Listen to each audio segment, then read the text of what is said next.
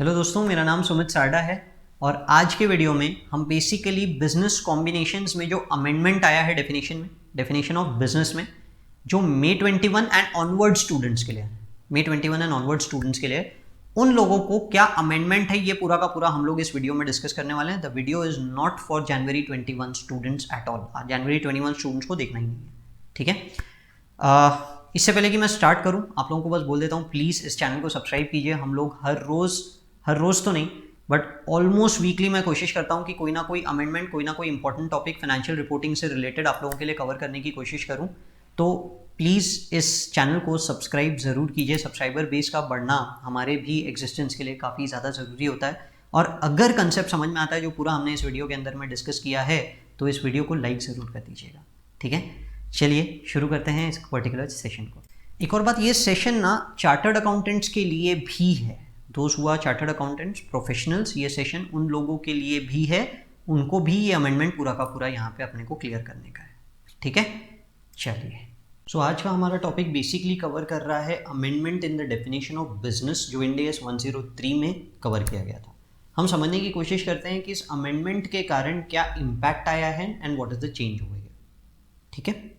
चलिए, तो business combination वो होता है बिजनेस कॉम्बिनेशन जिसमें अक्वायरर क्या करता है, कंट्रोल अक्वायर करता है of the business of another entity. यानी दो चीज़ें होना चाहिए, एक कंट्रोल जो इंड AS 110 डिफाइन करता है, ठीक है, और दूसरा बिजनेस होना चाहिए। यानी अगर ये दोनों चीज़ें एग्जिस्ट कर रही है तो ही हम बोलेंगे कि आपने किसी का बिजनेस अक्वायर किया है, ठीक है। यानी सबसी बनी वो आपकी या इंड AS 103 की एप्लीकेबिलिटी आएगी। एक, आपने उसका कंट्रोल अक्वायर किया, दूसरा आपने उसका बिजनेस अक्वायर किया। तो कंट्रोल 110 के अंदर में पड़ा हुआ है, ठीक है। कंट्रोल पूरा का पूरा कहां पे गया, 110 में। हम बात करते हैं बिजनेस की, कि बिजनेस क्या होता है। बिजनेस मतलब इंटीग्रेटेड सेट ऑफ एक्टिविटीज, ठीक है। ऐसा नहीं होता है कि सिर्फ एक प्रोडक्ट है वो, it is group of activities जो मिलके कुछ जनरेट कर रही है, ठीक है। Capable of being conducted, managed for a purpose. वो पर्पस क्या हो सकता है, आप गुड्स प्रोवाइड कर रहे हैं, you are a buyer seller of goods, you are a producer of goods, आप सर्विस प्रोवाइडर है। ये पहले पुराने डेफिनेशन में नहीं था, आप सर्विस प्रोवाइडर है, ये पुराने डेफिनेशन में नहीं था। तो अब सर्विस प्रोवाइडर्स को भी डेफिनेशन में डाल दिया उन्होंने, ठीक है, ताकि किसी प्रकार का कोई कंफ्यूजन ना हो। To customers for generating, to customers, इसमें जनरेटिंग इन्वेस्टमेंट इनकम भी आ गया जो पहले नहीं था। पहले सिर्फ बात होती थी गुड्स की, ठीक है, अब यानी बिजनेस की बात होती थी। अब अगर सपोज कीजिए कि मैं एक म्यूचुअल फंड ऑर्गेनाइजेशन हूं जो मेरे कस्टमर के लिए इन्वेस्टमेंट्स और रिटर्न्स जनरेट करके देता हूं, तो क्या मेरा बिजनेस एग्जिस्ट करता है या मेरा बिजनेस एग्जिस्ट नहीं करता, ठीक है। या म्यूचुअल फंड जाने दीजिए, ऐसे बहुत सारे पोर्टफोलियो मैनेजर्स होते हैं जिनका काम ही यही होता है कि अपने कस्टमर्स के लिए वो लोग रेवेन्यू जनरेट करते हैं by investing in various funds, which could be shares, which could be debentures, bonds, कोई भी मार्केट के अंदर में हो सकता है जहां पे वो लोग इन्वेस्ट करते हैं और वो लोग रेवेन्यू जनरेट करके देते हैं, बराबर है। वो डिविडेंड इनकम दे सकते हैं, इंटरेस्ट इनकम देते हैं। अगर ऐसा कोई पोर्टफोलियो मैनेजर अपना बिजनेस सेल कर रहा है, अपना बिजनेस सेल कर रहा है, तो क्या ये बिजनेस है, ये बिजनेस नहीं कहलाएगा, क्योंकि पहले के डेफिनेशन में ये बात नहीं हुई थी। तो इन्होंने और क्लियर किया और नैरो आउट किया, इन्होंने बोला कि हाँ, इसे भी हम लोग बिजनेस मान रहे हैं।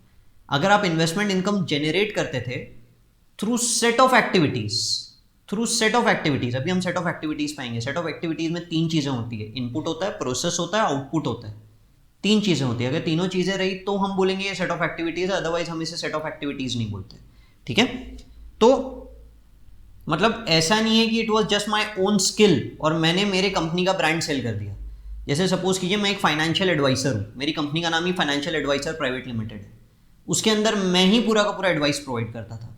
अब मैं ये कंपनी किसी को सेल कर देता हूं, तो कंपनी तो सेल हो रही है, पर जो सेट ऑफ एक्टिविटीज है जिसके अंदर में मेन था मेरा माइंड, जिसके थ्रू ये पूरा का पूरा प्लानिंग होता था, वो तो पास ऑन नहीं हुआ ना बॉस, वो तो पास ऑन नहीं हुआ। तो देखा जाए तो आपने सिर्फ ब्रांड खरीदा है, समझ रहे हैं, आपने सिर्फ ब्रांड खरीदा है, फाइनेंशियल एडवाइजर्स प्राइवेट लिमिटेड, वो यहां पे कवर नहीं हुआ, वो यहां पे कवर नहीं हुआ। क्या हुआ, वो पहला आ गया integrated set of activities. So that integrated set of activities is something जो हमें और डिटेल में पढ़ना पड़ेगा, ठीक है। तो बिजनेस नहीं बोलेंगे, पर हाँ, मेरा एक पूरा बिजनेस है, उसके अंदर कई सारे फाइनेंशियल एडवाइजर्स है, they are expert in this particular thing. जैसे सपोज कीजिए कि आप नोमुरा जो ऑर्गेनाइजेशन है या एडलवाइज जो ऑर्गेनाइजेशन है उसको खरीद रहे हैं, तो ऐसा नहीं कि एक बंदा है, there are set of experts. तो आप बिजनेस खरीद रहे हैं तो वो एक्सपर्ट्स भी आपके साथ साथ में आ रहे हैं। तो it is not just one particular computer या system, it is set of activities. Bloomberg का एक सिस्टम आता है जो आप लोगों को कोई भी न्यूज़ इमीडिएट देता है ताकि शेयर मार्केट के अंदर के फ्लक्चुएशंस वगैरह को आप फास्टर ग्रैस्प कर सकें, and that system cost immense, बहुत अच्छा खासा कॉस्ट आता है उसका। सपोज कीजिए मेरे पास वो सिस्टम है और आप मेरे पास आते हैं और मेरे को बोलते हैं ये सिस्टम मेरे को बेच दो, मैं आपको सेल कर देता हूँ। वो सिस्टम मेरे पास पड़ा था, मैंने आपको सेल कर दिया। So try to understand, I have not sold you set of activities, I have just sold you a product. मैं आपको सेट ऑफ एक्टिविटीज के ऊपर स्ट्रेस दे रहा हूँ। पर वहीं पे जब आपको ये सब बिजनेस खरीदने जाएंगे पूरा का पूरा, तो it is set of activities, जैसे कि एडलवाइस को खरीदने गए आप लोग, ठीक है। So it is generating investment income, it could be in the form of dividend, interest, और it could be share application वगैरह वगैरह, या किसी और प्रकार की इनकम को भी कवर किया उन्होंने। बोला सिर्फ बिजनेस इनकम के अलावा हो सकता है दूसरे तरह की इनकम्स हो, वो भी चलेगा, वो भी चलेगा, but it should be ordinary course of activity, routine course of activity, ठीक है। Let's understand integrated set of activities. Business में इनपुट होता है, बिजनेस में प्रोसेस होता है, और ये दोनों मिलके आउटपुट बनाते हैं, ठीक है। तो एक बिजनेस देखो क्यों इतना ज़्यादा डिफाइन कर रहे हैं।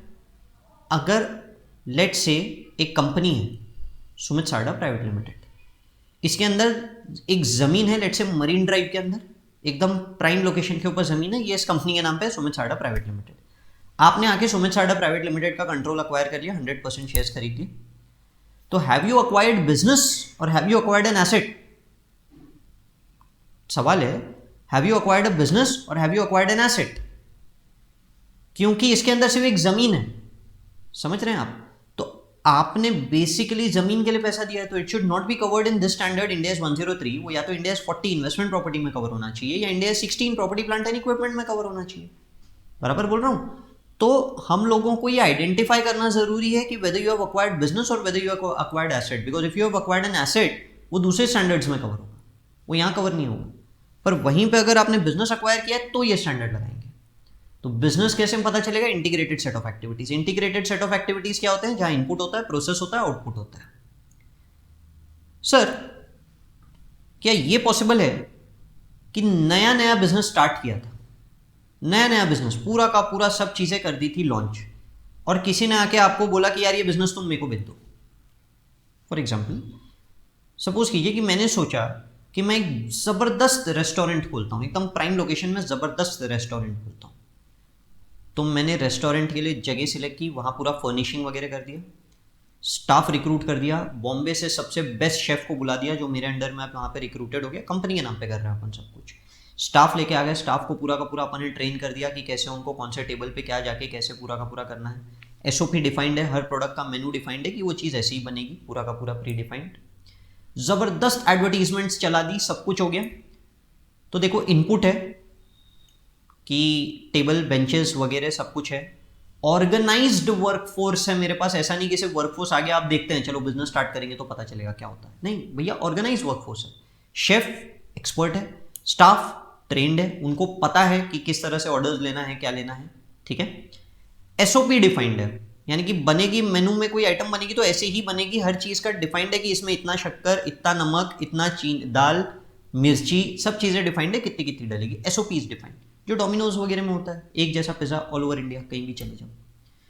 तो इनपुट डिफाइंड है, प्रोसेस डिफाइंड है, आउटपुट नहीं है यार। अभी तो बस लॉन्च होने ही वाला था और लॉन्च के पहले मेरा कोई दोस्त आके मेरे को बोलता है यार तेरा बिजनेस पूरा बेच दे। यार मेरा दोस्त छोड़ो ना यार, कोई बड़ा ग्रुप आया, कोई तो रेस्टोरेंट का कोई बड़ा चेन आया, उन्होंने बोला यार आपका ये पूरा का पूरा रेस्टोरेंट हमको बेच दो। अच्छा ऑफर दिया उन्होंने मेरे को, मैं रफली जो सोच रहा था उससे अच्छा खासा कमाने का मौका मिल गया, मैंने बेच दिया उनको फ्रेंचाइजी। बोला क्या करना है यार, सेल कर देते हैं, खत्म करते हैं। And I have sold it, मैंने सेल कर दिया। समझ में आया? तो मैंने बिजनेस सेल किया या मैंने एसेट सेल किए? है तो इंटीग्रेटेड सेट ऑफ एक्टिविटीज, पर आउटपुट नहीं था। आउटपुट था नहीं, और आउटपुट जनरेट करने की एबिलिटी थी, क्योंकि एडवर्टीजमेंट हो गई थी, सब कुछ हो गई थी, हमको पता था लॉन्च डेट पे भयानक लोग आने वाले हैं, ठीक है, लॉन्च डेट पे जबरदस्त लोग आने वाले हैं, ये हम लोगों को पता था। Ability to contribute to output लिखा है, यानी कि इन्होंने ये क्लियर किया कि अगर आउटपुट नहीं भी है ना तो चलेगा, आउटपुट नहीं भी है तो चलेगा, इनपुट प्रोसेस होना जरूरी है, ठीक है। अब इन्होंने ये सेट ऑफ रूल्स को बहुत अच्छे से डिफाइन किया। पहले यहीं तक की कहानी थी, इंड एस 103 ने इन सेट्स को और अच्छे से और डिटेल में डिफाइन किया। उन्होंने बोला कि अगर आउटपुट नहीं है तो आपको कैसे चेक करना है इनपुट और प्रोसेस को, आपको कैसे चेक करना है, ये इन्होंने डिटेल में डिफाइन किया।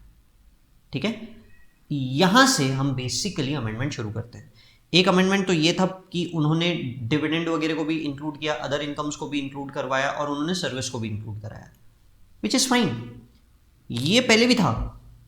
अब जो इन्होंने समझाया ये बहुत अच्छे से समझाया। अभी तो मैं आपको सिर्फ इनपुट प्रोसेस वगैरह बता रहा हूँ, जो मैं आप लोगों को एक रफ आइडिया दे देता हूँ, फिर आगे बढ़ेंगे। इनपुट यानी इकोनॉमिक रिसोर्सेज जो आउटपुट क्रिएट करते हैं, जैसे रॉ मटेरियल से फिनिश गुड्स बनते हैं, बराबर। Ability to contribute to creation of output, जैसे कि नॉन करंट एसेट्स पीपीई वगैरह आ गए, इंटेलेक्चुअल प्रॉपर्टी आ गया, ability to access the material rights, यानी मिनरल के राइट्स, मिनरल एक्सट्रैक्ट करने के राइट्स, वो हो गया ability to access the necessary material. Process हो सकता है वर्कफोर्स, सिस्टम जो कि पूरा का पूरा बना हुआ है, स्टैंडर्ड प्रोटोकॉल कन्वेंशंस, आप समझ पाते होंगे ना, कोई भी जगह पे जाने का एक सिस्टम होता है। जैसे सपोज कीजिए कि आपको कोई चीज़ अगर आईसीएआई के अंदर में आपको ऑप्ट आउट करना है, एग्जाम वगैरह से आपको ऑप्ट आउट करना है, तो उन्होंने बताया है कि आपको ये फॉर्म भरना है, ये यहाँ सबमिट करना है, इसको बोलते हैं स्टैंडर्ड, इसको बोलते हैं सिस्टम। ठीक है, if you want to take an act, आपको कोई काम करना है तो हर चीज़ का प्रोटोकॉल होता है। जैसे आईसीआई के अंदर में अगर आपकी कोई कंप्लेन है या कुछ भी है, तो you don't write straight away to ICI का प्रेसिडेंट। ठीक है, आपको दिए गए complain helplines, you have to reach over there. तो हर चीज़ का एक प्रोटोकॉल दिया हुआ है, हर चीज़ का एक सिस्टम दिया हुआ है, देश का चलने का कानून व्यवस्था का एक सिस्टम है, बराबर है। कोई भी चीज़ की दिक्कत है तो अपन सीधा मोदी जी को ट्वीट नहीं करते। आपको बोला गया है आप जाइए या तो कंज्यूमर कोर्ट में जाइए, पुलिस कंप्लेन लिखवाइए, हर चीज़ का एक प्रोटोकॉल बनाया हुआ है। ये उनकी बातें हो रही है। वैसे हर बिजनेस में भी एक सिस्टम होता है, एक स्टैंडर्ड होता है, एक प्रोटोकॉल होता है। जियो का इंटरनेट सिग्नल नहीं पकड़ रहा तो अपन सीधा मुकेश अंबानी को फोन नहीं करते, उन्होंने दिया है कस्टमर केयर नंबर, आप वहां पे कॉल कीजिए। ठीक, समझ रहे हैं। अप्लाइड टू इनपुट और इनपुट्स, क्रिएट आउटपुट और has the ability to contribute to output, जैसे कि स्ट्रेटेजिक मैनेजमेंट प्रोसेस है, ऑपरेशनल प्रोसेस है, रिसोर्स मैनेजमेंट प्रोसेस है, ऑर्गेनाइज वर्कफोर्स भी इसी का पार्ट होता है। आउटपुट यानी फाइनल रिजल्ट होता है जो इनपुट और प्रोसेस के कारण निकलता है, जिससे कि इनकम आती है, वो इन्वेस्टमेंट इनकम भी हो सकती है, अदर इनकम्स भी हो सकती है। अब हम पढ़ते हैं, अगर आउटपुट एग्जिस्ट कर रहा है तो क्या होता है। बिजनेस है, आप बिजनेस टेक ओवर कर रहे हैं, जिस बिजनेस में आउटपुट एग्जिस्ट करता है, तो क्या ये बिजनेस है या हम एसेट्स अक्वायर कर रहे हैं। Let's try to identify that whether we are acquiring a business और whether we are acquiring an output. Output ना सब्सटेंटिव होना चाहिए, ऐसा फालतू आउटपुट नहीं होना चाहिए। ठीक है, मैं मेरे पॉइंट ऑफ व्यू से बताता हूं। अभी जैसे हम लोगों की एक अकेडमी है, एजुकेशन ट्री प्राइवेट लिमिटेड, बराबर है। अब education tree private limited is a brand. ये ब्रांड के अंदर में क्लासेस होती है, कई सारी क्लासेस होती है, तो स्टूडेंट्स आते हैं, स्टूडेंट्स फीस भरते हैं और उसके कारण इनकम होती है, so which is considered to be the output. ठीक है, अब लेट्स कंसिडर अ सिनेरियो कि कोविड आया, कोविड के बाद में लाइव क्लासेस बंद हो गई और लाइव क्लासेस बंद होने के कारण में हमारे पास आउटपुट है, पर बहुत ही मीगर आउटपुट है कि बच्चा आगे से पेन ड्राइव लेके चले जाता है। तो education tree private limited as a brand अब इतना रेलेवेंट नहीं है। वहां तो वो फैकल्टी के वीडियोस लेने के लिए आता है, किसी फैकल्टी का वीडियो लेता है, चला जाता है। ठीक है, तो अब क्या ये ब्रांड सब्सटेंटिव, यानी जो आउटपुट है क्या वो सब्सटेंटिव है, पहले ये देखिए। अगर सब्सटेंटिव नहीं है तो आउटपुट एग्जिस्ट ही नहीं करता, सब्सटेंटिव है तो आउटपुट एग्जिस्ट करता है। तो ऐसा रहता है ना बहुत बार कि आप कोई एक पर्टिकुलर, जैसे लेट्स कंसिडर, ये तो मैंने मेरे आपका एजुकेशन ट्री का एग्जांपल दे दिया, नोकिया के बारे में सोचिए। नोकिया के मोबाइल फोन्स बिकते थे, एक पॉइंट ऐसा आ गया था जिसपे मोबाइल के, नोकिया के कीपैड वाले मोबाइल फोन तो बिक रहे थे, पर टच स्क्रीन वगैरह सब बंद हो चुके थे, नोकिया मार्केट से गायब हो चुका था। तो आउटपुट एग्जिस्ट कर रहा था, पर क्या वो सब्सटेंटिव था? सब्सटेंटिव नहीं था। तो वी कैन से कि output does not exist at all, output exist ही नहीं करता है, आप ये बोल सकते हैं। ठीक है, पर अगर आउटपुट सब्सटेंटिव है, जैसे एजुकेशन ट्री प्राइवेट लिमिटेड, अब भी बच्चे लाइव क्लासेस के लिए आ रहे हैं, कोविड खत्म, अब बच्चे आ रहे हैं लाइव क्लासेस के लिए, तो ब्रांड एग्जिस्ट। तो आपको क्या क्या चेक करना है, आउटपुट है ना, अब इनपुट और प्रोसेस में क्या क्या चेक करना है, वो बोलते हैं कि दो चीजें होना चाहिए, इनपुट होना चाहिए, ठीक है, और ऑर्गेनाइज वर्कफोर्स होना चाहिए जो उस इनपुट को आउटपुट में कन्वर्ट कर सके। ऐसा नहीं कि बस ऑर्गेनाइज वर्कफोर्स है, उनको किस चीज पे काम करना है वो उनको नहीं पता, वर्कफोर्स है पर उनको कौन से इनपुट पे काम करना है उनको ये नहीं पता, ये नहीं होना चाहिए। आपके पास इनपुट होना चाहिए, ऑर्गेनाइज वर्कफोर्स होना चाहिए जो उस इनपुट को आउटपुट में कन्वर्ट कर सकता है। And if any one thing does not exist, तो आगे सोचेंगे मैं आगे भी बताऊंगा आपको। पहला, is critical to the ability to continue producing output and the input acquired includes organised workforce with necessary skill, knowledge, experience to perform the process. तो आउटपुट सब्सटैंशियल है if output is critical for the ability to continue producing it, यानी उस product को continue करने के लिए भाई ये बहुत ज़रूरी चीज़ है। ऐसा नहीं कि हमको मार्केट का ट्रेंड ही चेंज करना है। अभी जैसे नोकिया आया तो पूरा मार्केट का ट्रेंड ही चेंज करना था, तो आउटपुट सब्सटैंटिव नहीं था, मैं ऐसा बोलूँगा आपको, बराबर।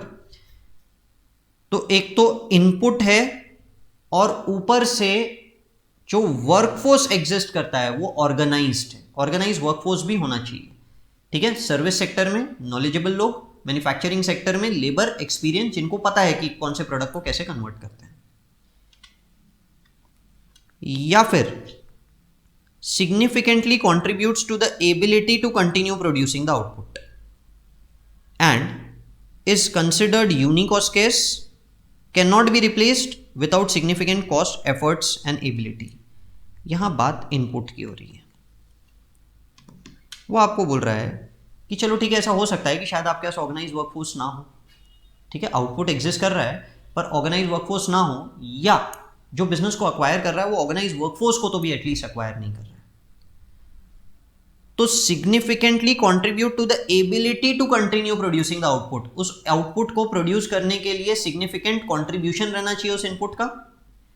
एंड वो जो इनपुट है वो स्केर्स है, ऐसा इजीली अवेलेबल इन मार्केट नहीं है, और ऐसे ही रिप्लेस नहीं हो सकता। रिप्लेस करने के लिए सिग्निफिकेंट कॉस्ट लगेगा, एफर्ट्स लगेंगे, एबिलिटी लगेगी to continue producing the output. थोड़ी सी ना कहानी को समझने की कोशिश करते हैं अपन। देखो, एक बिजनेस है, इनपुट है जो कि स्केर्स है, ठीक है, स्केर्स। मैं थोड़ा स्केर्स की स्पेलिंग को लेके हो गया हूँ कंफ्यूज, ठीक है, तो थोड़ा सा माफ कर दीजिएगा। और एक है process which is also scarce, ठीक है। दोनों ही बहुत लिमिटेड अवेलेबिलिटी वाले हैं। स्टाफ एकदम स्किल्ड वाला है, इतना इजीली इतना स्किल्ड स्टाफ मिलता नहीं है।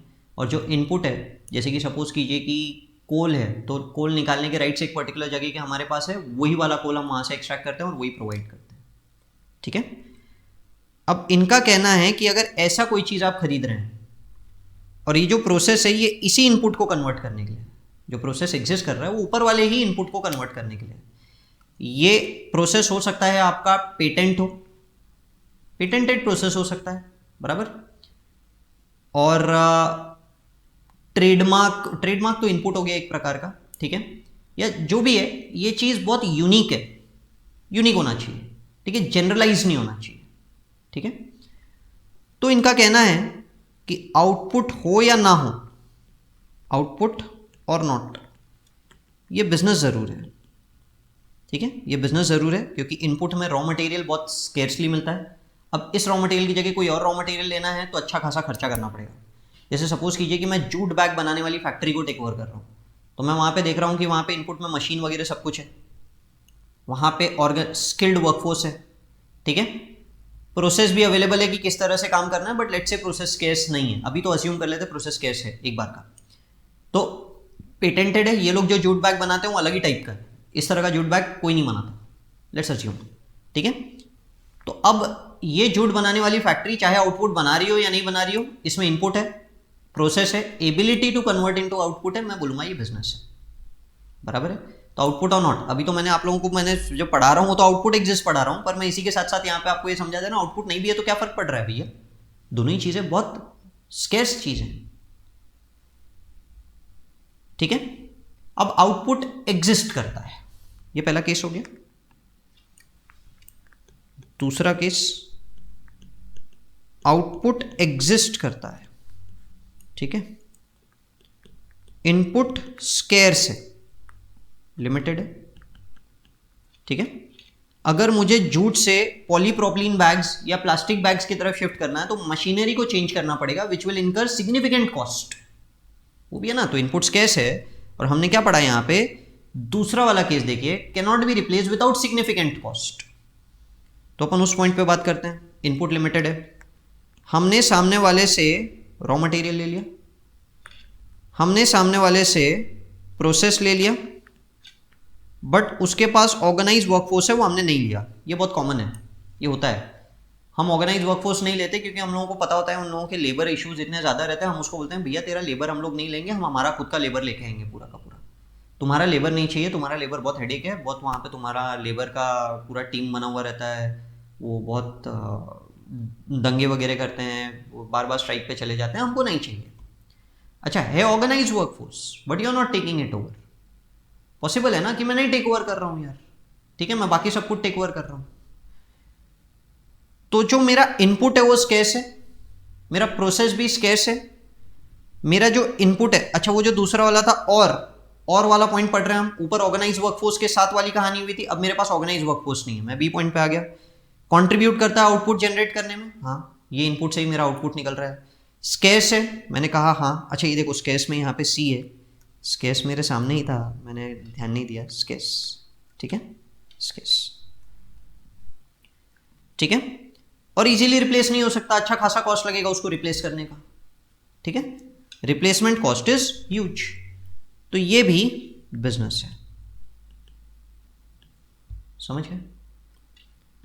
नाउ लेट्स थिंक कि इस प्रोसेस को रिप्लेस करने का कॉस्ट सिग्निफिकेंट नहीं है, इनसिग्निफिकेंट है, ये स्केर्स प्रोसेस है, बट इससे बेटर प्रोसेसेस मार्केट में अवेलेबल है जो यही काम बहुत इजीली करके दे सकता है, ठीक है। आप वो प्रोसेस ले रहे हैं बट ये प्रोसेस बहुत इजीली मार्केट में अवेलेबल है। Now we are not taking up organise workforce, significantly contributes, हाँ, and can not be replaced without significant cost, can be replaced without significant cost.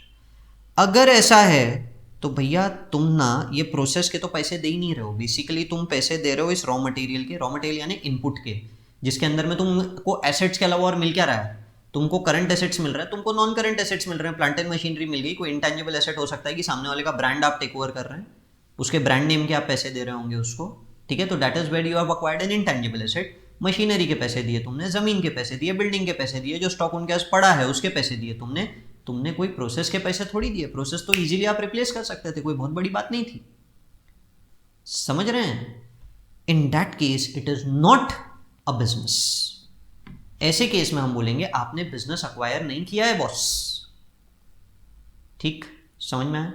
ये स्टेप्स बहुत डिटेल में समझ लेना, हम लोग एकदम डिटेल एनालिसिस कर रहे हैं, मैं आपको बहुत एग्जांपल दूंगा। I have frame 14 examples total, in fact I should not से आई हैव फ्रेम, ये मैंने लिए हैं पूरे के पूरे IFRS फाउंडेशन के दिए हुए हैं, मैं उन्हीं के एग्जांपल से आपको पूरा का पूरा समझाऊंगा ये कंसेप्ट, ठीक है। तो मैंने आपको जो कुछ कहा मैं उसे धीरे धीरे धीरे धीरे टैबुलेट करने की कोशिश करूंगा, देखते हैं कितना टैबुलेट हो पाता है। इनफैक्ट इंस्टीट्यूट ने तो टैबुलेट करके ही रखा है, ये देखिए ये इंस्टीट्यूट का टेबल है, या इंस्टीट्यूट का टेबल बनाऊंगा, पर पहले हम लोग खुद तो समझ लें कि ये कैसे हो रहा है। आउटपुट, यस आउटपुट है, इनपुट, ठीक है, यस, ठीक है,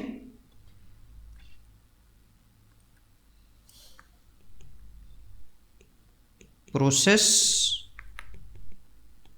यस, स्केर्स नहीं शुरू करना चाहिए, रिप्लेसेबल विदाउट सिग्निफिकेंट कॉस्ट, यानी रिप्लेस हो सकता है विदाउट सिग्निफिकेंट कॉस्ट, यस, तो it is not a business, so it is not a business.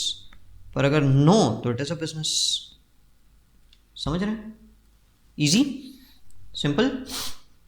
ICAI module में भी यही है, आपने अक्वायर किया इनपुट प्रोसेस, ठीक है, आउटपुट एग्जिस्ट करता है, यस, यस में हम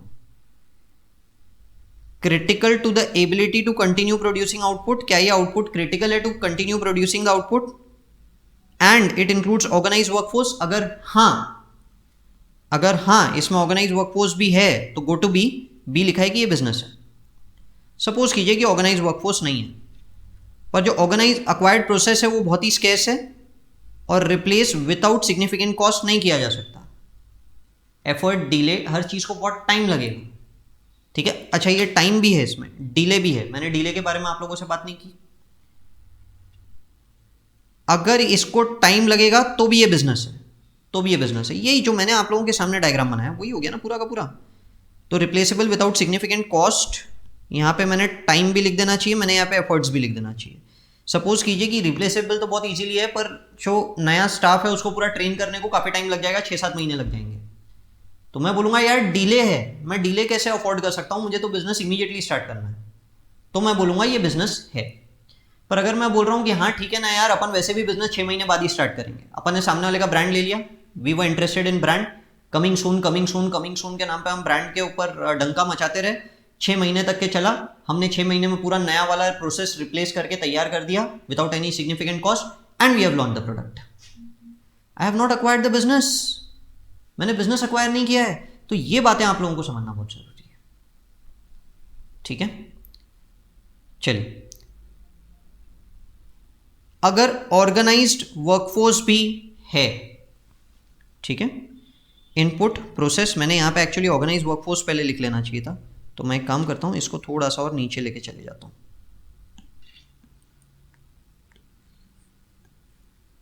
organised workforce, yes, suppose there is no organised, नहीं यहां पे नो था, यहां पे नो था, ऑर्गेनाइज्ड वर्कफोर्स है, तब तो ये बिजनेस है, ठीक है। तो इजीली रिप्लेसेबल है या नहीं, ये देखने की जरूरत नहीं है आपको। अगर इनपुट है, प्रोसेस है, इनपुट के अंदर ऑर्गेनाइज्ड वर्कफोर्स है, जो ऑर्गेनाइज्ड वर्कफोर्स उसी इनपुट को इसी प्रोसेस के थ्रू कन्वर्ट कर सकता है। ये बातें ध्यान में रखिए। वहां पे उन्होंने क्या लिखा है भाई, whether critical to the ability to continue producing output, वो जो प्रोसेस है क्या वो क्रिटिकल है आउटपुट प्रोड्यूस करने के लिए, हाँ, एंड इनपुट अक्वायर्ड में ऑर्गेनाइज्ड वर्कफोर्स भी है, ठीक है। अगर दोनों की दोनों चीजें उस प्रोसेस को करने के लिए, उस प्रोसेस को करने के लिए, यानी कि उस इनपुट को तो इस प्रोसेस के थ्रू आउटपुट में कन्वर्ट करने के लिए ऑर्गेनाइज्ड वर्कफोर्स कैपेबल है, तो ये बिजनेस है। हमको आगे देखना ही नहीं है कि whether that process is easily replaceable और नॉट।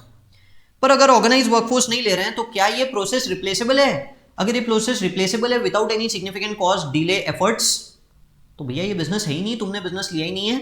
पर अगर इजीली रिप्लेसेबल है, इजीली रिप्लेसेबल नहीं है, भैया अच्छा पैसा लगेगा या अच्छा खासा टाइम लगेगा या अच्छे खासे एफर्ट्स लगेंगे, तो this is business, what you have acquired is business, ठीक। आई होप यहां तक आप लोगों को पूरा का पूरा समझ में है, ठीक है। तो ये हुई पहली बात, ये पहला डेफिनेशन पूरा का पूरा कवर होता है अगर आउटपुट एग्जिस्ट करता है और आउटपुट सब्सटेंटिव है। अगर आउटपुट एग्जिस्ट नहीं करता, ठीक है, तो प्रोसेस के लिए हम लोग बोलेंगे कि भाई अब ये बिजनेस है यानी ये बहुत बड़ा डाउटफुल केस होता है जहां प्रोसेस नहीं होता। जैसे कि मैंने नया नया रेस्टोरेंट खोला वाला एग्जांपल मैंने आपको बोला था। अब अगर ये सब्सटेंटिव है यानी ये बहुत सोच समझ के हम लोगों को कवर करना पड़ेगा, हमें इनपुट और प्रोसेस के ऊपर बहुत ध्यान देना पड़ेगा। क्या आपका प्रोसेस क्रिटिकल है, ability to convert into output है, एंड इसमें ऑर्गेनाइज वर्कफोर्स भी है। क्यों? अगर ऑर्गेनाइज वर्कफोर्स नहीं है और आप सिर्फ प्रोसेस को अक्वायर कर रहे हो तो you are basically acquiring an intangible asset. Intangible asset तो यही होता है ना, और होता क्या है? पेटेंट्स, ट्रेडमार्क्स, बराबर है, नो हाउ, ये सारे के सारे आप लोग ये बोलते हैं क्या, टीडीआर, ट्रेड डेवलपमेंट राइट्स होते हैं आपके, इंटेलेक्चुअल प्रॉपर्टी राइट्स होते हैं। अरे भाई ये सारे के सारे प्रोसेसेस रहते हैं जो आपने अक्वायर किया है, एंड वहां पे क्या बोला गया है, has organise workforce with necessary skills. तो इनपुट के अंदर ऑर्गेनाइज वर्कफोर्स भी होना चाहिए, एंड अदर इनपुट्स जो हेल्प करते हैं उस वर्कफोर्स को आउटपुट में कन्वर्ट करने के लिए। यानी ऐसा नहीं कि सिर्फ वर्कफोर्स है, इनपुट्स भी अवेलेबल है जिनको उन ऊपर के प्रोसेस के थ्रू ये ऑर्गेनाइज वर्कफोर्स आउटपुट में कन्वर्ट कर सकती है। अगर सब कुछ एग्जिस्ट करता है तो फिर ये बिजनेस है, तो फिर ये बिजनेस है। डायग्राम पे वापस आ जाता हूं। आउटपुट नहीं है, इनपुट, प्रोसेस, आउटपुट, तीनों भी चीजें हैं, नहीं sorry, input, process, organise workforce. Organise workforce अगर हां तो बिजनेस है, अगर हां तो बिजनेस है। देखिए आईसीआई मॉड्यूल में बताता हूं, आउटपुट नहीं है, ability to convert input into output, yes, ठीक है, एबिलिटी है कन्वर्ट करने की, अक्वायर्ड है बोथ ऑर्गेनाइज वर्कफोर्स भी है एंड अदर इनपुट्स जो वर्कफोर्स आउटपुट में कन्वर्ट कर सकता है, यानी कि जो नेसेसरी आउटपुट है उसमें कन्वर्ट कर सकता है, तो फिर ये बिजनेस है। अगर इनमें से कुछ भी नहीं है, यानी कि प्रोसेस है, ऑर्गेनाइज वर्कफोर्स है, इनपुट नहीं है, अरे तो ऑर्गेनाइज वर्कफोर्स काम किसके ऊपर करेगा? वो इनपुट तो होना चाहिए ना। हाँ, आप बोलोगे सर इनपुट इजीली अवेलेबल है, तो कहानी अलग है, पर हम बोल रहे हैं कि मशीनरी वगैरह सब कुछ इनपुट में तो सब आ गया ना, मशीनरी वगैरह भी आ गई, तो machinery, organise workforce and process, तीनों की तीनों चीजें ली जा रही है, बिजनेस है। मशीनरी एग्जिस्ट नहीं करती, ऑर्गेनाइज वर्कफोर्स एग्जिस्ट करता है और प्रोसेस एग्जिस्ट करता है, ठीक है। तो ये देखो, ये includes other inputs the workforce could develop convert into output is missing, और वहां एंड वर्ड यूज हुआ है, मैं बोलूंगा ये बिजनेस नहीं है। यानी तीनों में से अगर कोई एक भी चीज मिसिंग है तो नॉट बिजनेस, ठीक है। यानी ऑर्गेनाइज वर्कफोर्स नहीं है, इनपुट है, प्रोसेस है, ऑर्गेनाइज वर्कफोर्स नहीं है, बिजनेस नहीं है भाई। आपको इंटेंजिबल एसेट टेक ओवर कर रहे हो, ठीक है। प्रोसेस ही नहीं है, इनपुट है, ऑर्गेनाइज वर्कफोर्स है, we don't have a process, business नहीं है। यानी जब आउटपुट नहीं होता है तो तीनों में से कोई भी मिसिंग है तो बिजनेस नहीं हो सकता। पर अगर आउटपुट एग्जिस्ट करता है और ऑर्गेनाइज वर्कफोर्स नहीं है, ऑर्गेनाइज वर्कफोर्स नहीं है, तो भी बिजनेस हो सकता है, प्रोवाइडेड आपका प्रोसेस इजीली रिप्लेसेबल नहीं है without significant cost, efforts, delay, ठीक। This is what is necessary. तो थोड़ा डिटेल डेफिनेशन आ गया, पहले इतना डिटेल में नहीं था, आउटपुट की बातें इतनी डिटेल में नहीं होती थी, ठीक है। चलिए कुछ एग्जाम्पल्स कराता हूं, ये कॉन्सेंट्रेशन टेस्ट मैं थोड़ी देर बाद करा दूंगा आप लोगों को, ठीक है। एग्जाम्पल 2 जाने दीजिए, 3 जाने दीजिए, 4 जाने दीजिए। मैं एग्जाम्पल 5 से स्टार्ट करता हूँ, थोड़ा सा समझने की कोशिश करते हैं इसको, ठीक है। पर ये सारे एग्जाम्पल हमें वापस पढ़ने पड़ेंगे क्योंकि एक कॉन्सेंट्रेशन टेस्ट है which is something that is optional. Entity purchases a legal entity that contains rights in process research and development. Rights है आपके पास, आपने अधिकार लेके रखे हैं, in house process research and development की परमिशन है आपके पास, developing a compound to treat diabetes का टेस्ट करने के लिए, और फाइनल टेस्टिंग स्टेज पे, मतलब बस ये प्रोडक्ट अभी लॉन्च हो ही जाएगा। नो हाउ है, फॉर्मूला है, डिजाइंस है, प्रोसीजर्स है expected for completing the testing stage. एक कॉन्ट्रैक्ट है आपके पास जो प्रोवाइड करता है outsource clinical trials. Clinical trials आपने आउटसोर्स करके रखे थे, इसका एक कॉन्ट्रैक्ट है। कॉन्ट्रैक्ट करंट मार्केट प्राइस पे है, vendors in the market place can provide same service, यानी नॉन क्रिटिकल कॉन्ट्रैक्ट है, मार्केट में दूसरे वेंडर्स सेम सर्विस दे सकते हैं, ऐसे कॉन्ट्रैक्ट्स के, ऐसे क्लिनिकल ट्रायल दूसरे लोग भी दे सकते हैं। Therefore fair value associated with the contract is nil. Purchaser has no option to renew the contract, कोई एम्प्लॉइज नहीं आ रहे, यानी ऑर्गेनाइज वर्कफोर्स नहीं है, अदर एसेट्स नहीं है, अदर प्रोसेसेस नहीं है, अदर एक्टिविटीज नहीं है। एक तो ऑर्गेनाइज वर्कफोर्स नहीं है, पहली कहानी मेरी यहां खत्म हो गई। दूसरा, इसमें आउटपुट नहीं है क्योंकि आप फाइनल टेस्टिंग स्टेज पे, आपका तो प्रोडक्ट ही रेडी नहीं हुआ डायबिटीज का, आप फाइनल टेस्टिंग स्टेज पे, तो आउटपुट एग्जिस्ट नहीं करता। अगर आउटपुट नहीं एग्जिस्ट करता तो 3 चीजें चाहिए, input, process which is scarce, critical ability होनी चाहिए, and organise workforce. No employees, organise workforce नहीं है, कहानी ही खत्म हो जाती है यहां पे। ये बिजनेस नहीं है, ये बिजनेस नहीं है, ठीक। अब मैं पूरा का पूरा रब कर दे रहा हूं क्योंकि हमें कॉन्सेंट्रेशन टेस्ट अभी पढ़ना बचा है, इसलिए मैं आपको फाइनल आंसर की तरफ ही लेके जाता हूं। Not a business, not a business, बराबर। कहानी समझ में आई? Example 6, same facts except that acquired set of activities, as example 5 लिख देता हूं यहां पे, example 5। Another in-house research and development project that is developing a component to treat Alzheimer disease and is in final testing stage. Project 2, एक diabetes, एक project 2, ठीक है। also includes project 2 में historical know-how है, formula, protocol, design expected to needed to complete the final phase of testing. fair value of project 2 is similar to fair value of project 1. ये line अभी आपको नहीं समझ में आएगी, दोनों के fair value क्यों बोला उन्होंने। कोई एम्प्लॉइज, अदर एसेट्स, प्रोसेसेस वगैरह नहीं है। अगेन आप फाइनल टेस्टिंग स्टेज पे, फाइनल टेस्टिंग स्टेज पे बोल दूंगा मैं, ऑर्गेनाइज वर्कफोर्स नहीं है। This is not a business, this is not a business, ठीक है। ये एग्जाम्पल में कुछ स्पेशल नहीं था, नॉट अ बिजनेस। ठीक। Example 7, entity purchases a legal entity, biotech operations include, एक बायोटेक करके है, रिसर्च एंड डेवलपमेंट है आपके पास, activities for several drug compounds,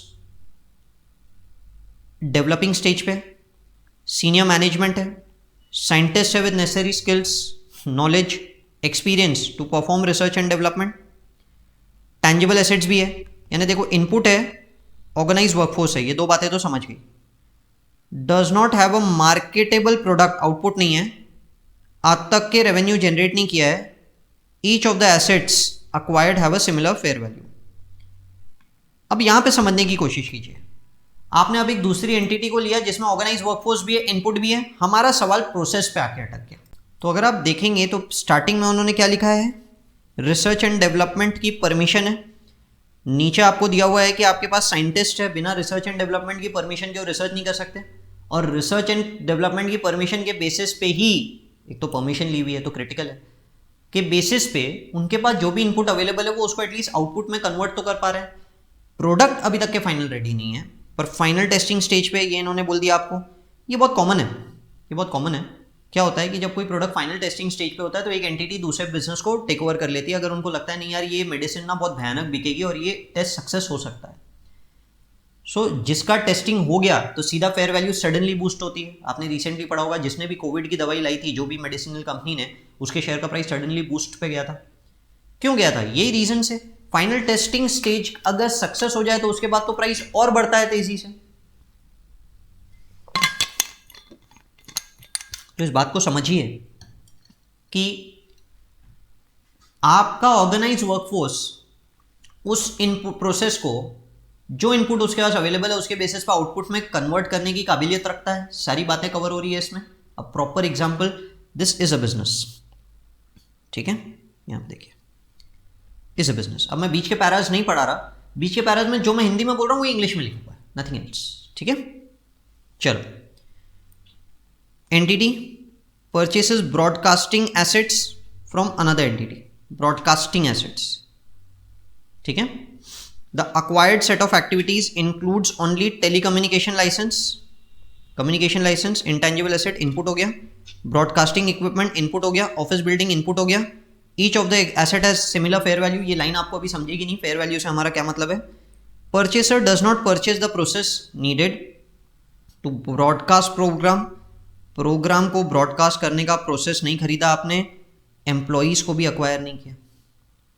other assets, other processes, other activities, कुछ भी अक्वायर नहीं किया आपने। पर यहाँ तो आउटपुट एग्जिस्ट कर रहा है ना, ब्रॉडकास्टिंग तो हो रही थी, ब्रॉडकास्टिंग तो हो रही थी।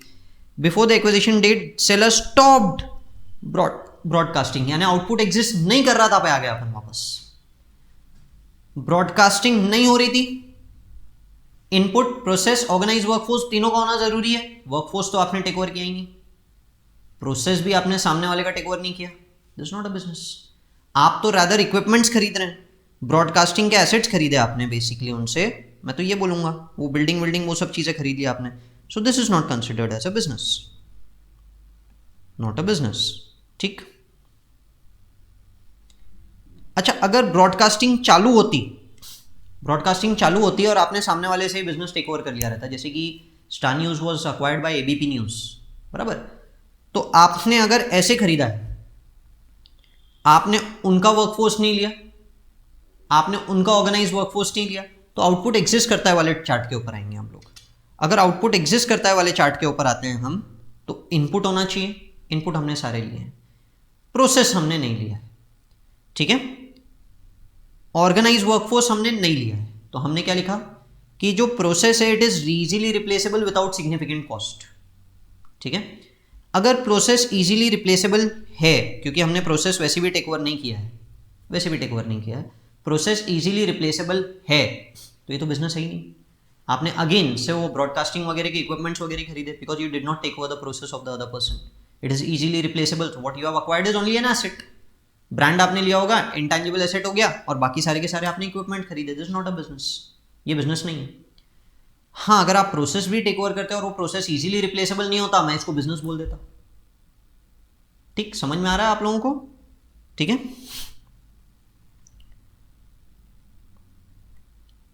चलिए।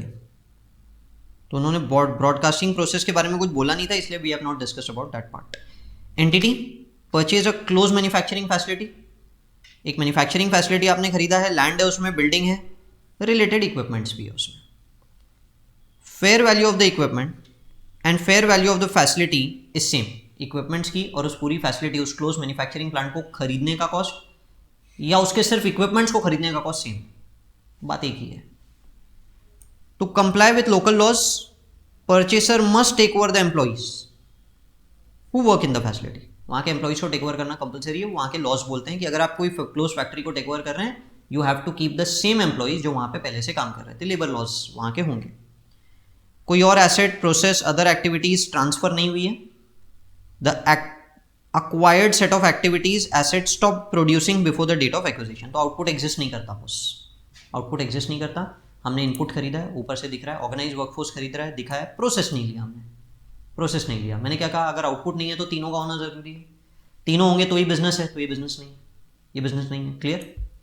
वैसे भी कोई बंद प्लांट को खरीदता है तो वो तो आप एसेट्स ही खरीद रहे हैं ना, वो तो सीधी कहानी है।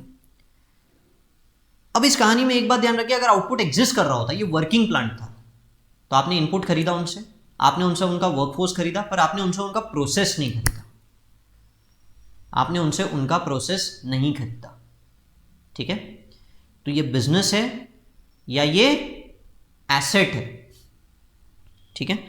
तो देखिए क्या बोलता है, अगर आउटपुट एग्जिस्ट करता है तो ये बोलता है, यहां पे देखिए जो प्रोसेस है, प्रोसेस वो क्रिटिकल है to the ability to continue output. नहीं, वो नहीं है क्रिटिकल, वो नहीं है क्रिटिकल। बाजू में गए, whether the acquired process is unique, नहीं वो यूनिक नहीं है। ठीक है? वो यूनिक नहीं है। तो बेसिकली गो टू ए, आपने एसेट्स अक्वायर किए, आपने एसेट्स अक्वायर किए। ठीक है? यानी प्रोसेस अगर एग्जिस्ट नहीं कर रहा तो भी बिजनेस नहीं होता है। हम लोग, मैं आपको ये चीज समझाने की कोशिश कर रहा हूं यहां पे, कि अगर आप सामने वाले का प्रोसेस अक्वायर नहीं कर रहे तो भी आप एक तरह से फिर बिजनेस को अक्वायर नहीं कर रहे हैं। This is something that is very common in case of warehousing business. किसी का वेयरहाउसिंग का बिजनेस है, कस्टमर बेस है, सब कुछ है, आप उसका वेयरहाउस टेक ओवर करते हो, पर आप वहां पे उसका कस्टमर बेस नहीं टेक ओवर करते, आप वो वेयरहाउसिंग जगह खुद के स्टोरेज के लिए खरीद रहे हैं। तो आपने उसका इनपुट लिया, आपने उसके एम्प्लॉइज भी ले लिए, पर आपने उसका प्रोसेस नहीं लिया, क्योंकि आपको खुद का ही माल स्टोर करना है। तो what you have paid for is basically the warehouse. बराबर है? आई होप ये एग्जांपल ज्यादा क्लियरली समझा रहा होगा इस कहानी को। ऐसे में बिजनेस कहां टेक ओवर किया? आपने तो एसेट के लिए पैसे दिए सामने वाले को। नो डाउट आपने उसके प्रोसेस का भी कॉस्ट उसको पे किया होगा या जो भी होगा, क्योंकि सामने वाले ने बोला यार मैं तो तुमको वर्किंग बिजनेस सेल कर रहा हूं, आपके लिए वो एप्ट जगह थी। But what you have bought is not a business, what you have bought is basically a asset. तो हम आपके पॉइंट ऑफ व्यू से बात कर रहे हैं। I hope it is clear. चलो, so over here not a business. Next example, entity purchases from another entity exclusive sub license to distribute product X। Product X को डिस्ट्रीब्यूट करने का licence take over किया आपने specified jurisdiction में। Seller का licence है distribute product X worldwide. Distribution right है, not production right, distribution rights है। As part of transaction, purchases also purchases existing customer contract। customer contract भी आ गया आपके पास, यानी आउटपुट एग्जिस्ट कर रहा है। and takes over supply contract to purchase product X from producer in the market। Output exist करता है। none of the identifiable assets have fair value that constitute substantially all the fair value of the gross assets acquired। ये line अभी नहीं समझेगी क्योंकि concentration test अभी हमने नहीं पढ़ा है। no employees, other assets, process, distribution capabilities are transferred। Process भी ट्रांसफर नहीं किया आपने, अदर एसेट भी ट्रांसफर नहीं किया। मैंने क्या कहा था, अगर आउटपुट है तो भी प्रोसेस तो होना चाहिए कम से कम। प्रोसेस नहीं है, आउटपुट है तो भी ऑर्गेनाइज वर्कफोर्स नहीं है, नो एम्प्लॉइज, नो एम्प्लॉइज, तो एटलीस्ट प्रोसेस तो होना चाहिए। प्रोसेस है ही नहीं, प्रोसेस है ही नहीं। ठीक, तो ये बिजनेस नहीं कहलाएगा।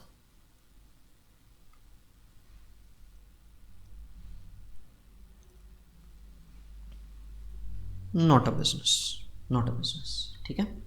आई होप जितना सिंप्लीफाई हो सके उतना सिंप्लीफाई करके मैं आपको बता रहा हूं।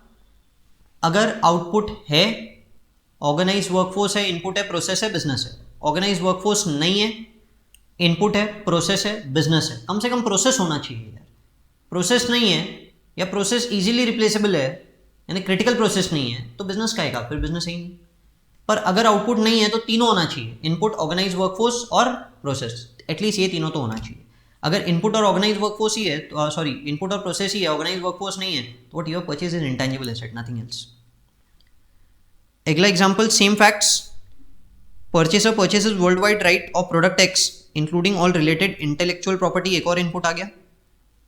Acquired set of activities and assets include customer contract, customer relationship, finished goods की inventory, marketing material, customer incentive program, raw material supply contract, specialized equipment specific to manufacturing process, documented process, protocols, सब कुछ है, यानी process भी है, process भी है। हाँ, no employees, other assets, other processes, other activities are transferred. Employees नहीं है, बाकी सब कुछ है। None of the identifiable assets have a fair, ये लाइन तो हमारे काम की नहीं है अभी, ठीक। इनपुट है, प्रोसेस है, प्रोसेस क्रिटिकल समझ में आ रहा है, जितना पढ़ के समझ में आ रहा है। वर्कफोर्स नहीं है, डजंट मैटर। वर्कफोर्स आपका प्रोसेस क्रिटिकल है, can not B change significantly, मैं अज्यूम कर लेता हूँ सिग्निफिकेंट कॉस्ट वगैरह में। अगर ऐसा बोलूँ तो फिर मैं इसको बिजनेस बोल दूंगा, is a business, is a business, ठीक है। नॉट बिजनेस, इज बिजनेस, पूरा क्लियर हो गया होगा यहाँ तक। अगला एग्जाम्पल, पोर्टफोलियो ऑफ लोन्स, ये अभी नहीं समझेगा। आई होप यहां तक के फर्स्ट पार्ट पूरा का पूरा आप लोगों को क्लियर होगा, ठीक है।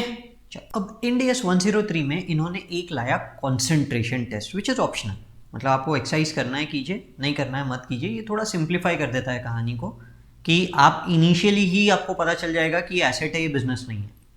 ये उस केस के लिए, ठीक है। यानी ऑप्शनल टेस्ट आप नहीं भी करेंगे तो इसका फाइनल आउटकम, मतलब आप कॉन्सेंट्रेशन टेस्ट अगर नहीं भी लगाते हैं, जो भी आप एंटिटी को अक्वायर कर रहे हैं उसको, तो भी उसका फाइनल आउटकम करेक्ट ही निकलेगा, वेदर इट इज बिजनेस और नॉट। बस ये थोड़ा सा सिंप्लीफाइड वर्जन है, आप देख लीजिए एक बार, कि इससे ही आपको पता चल जाएगा शायद कि ये बिजनेस नहीं है, ठीक है।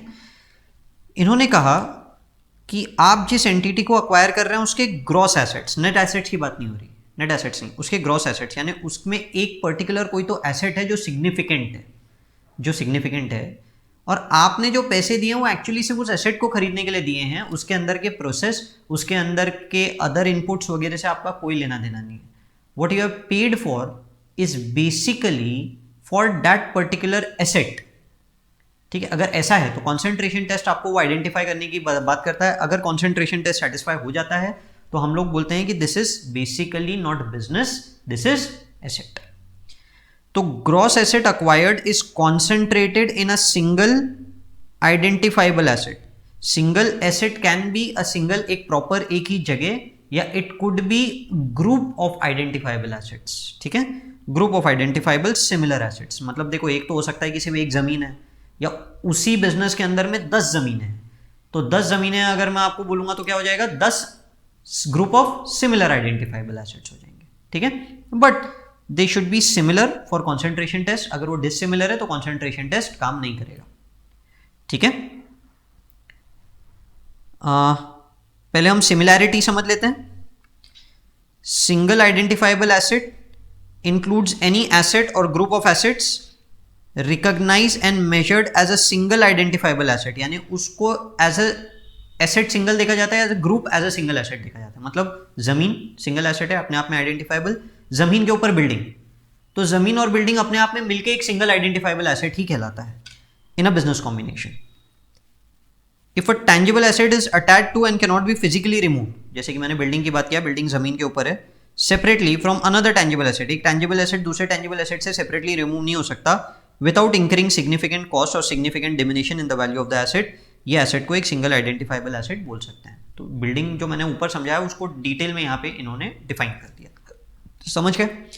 यानी अब जैसे कि एक बिजनेस है, बिजनेस के अंदर में एक फैक्ट्री है, तो एक फैक्ट्री है, फैक्ट्री के अंदर में बड़ी वाली मशीन्स है, छोटी मोटी वाली मशीन्स नहीं है, ह्यूज इंफ्रास्ट्रक्चर मशीन है। हमको पता है ये फैक्ट्री बेचना है तो ये फैक्ट्री को एज इट इज सेल करना पड़ेगा अलॉन्ग विद मशीन। मशीन अलग बेच रहे हैं, फैक्ट्री अलग बेच रहे हैं, तो बहुत कम पैसे मिलेंगे, क्योंकि उस मशीन को वहां से क्या करना, डिमोलिश करना अपन बोलेंगे, एक्चुअली डिमोलिश नहीं बोलना चाहिए, उसको वहां से हटाना, उसको ट्रांसपोर्ट करना कहीं और कहीं और उसे इंस्टॉल करना इज अ सिग्निफिकेंट कॉस्ट।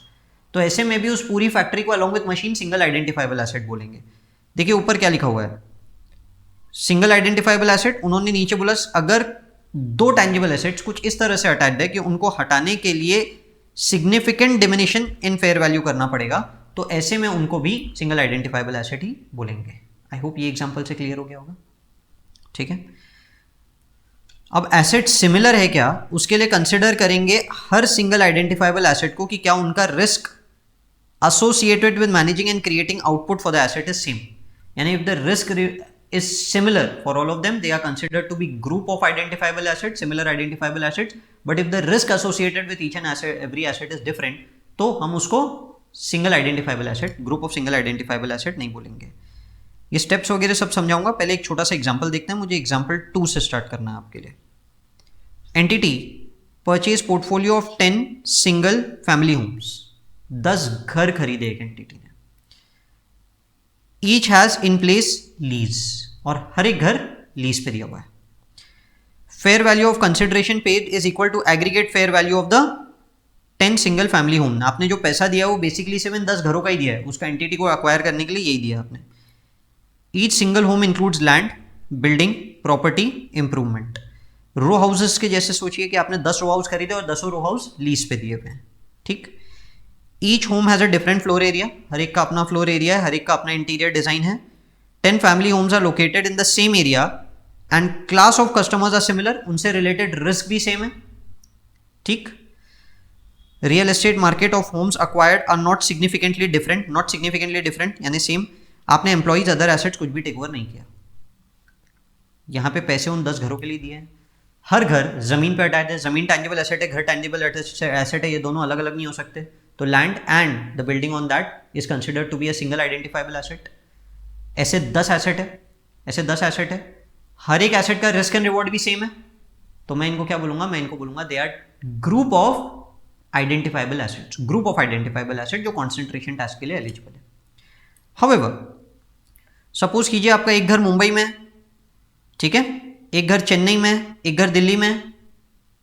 अब तो हर एक का रिस्क एंड रिवॉर्ड अलग हो गया, थोड़ा बहुत, बहुत ज़्यादा नहीं बोल सकते पर हाँ थोड़ा बहुत।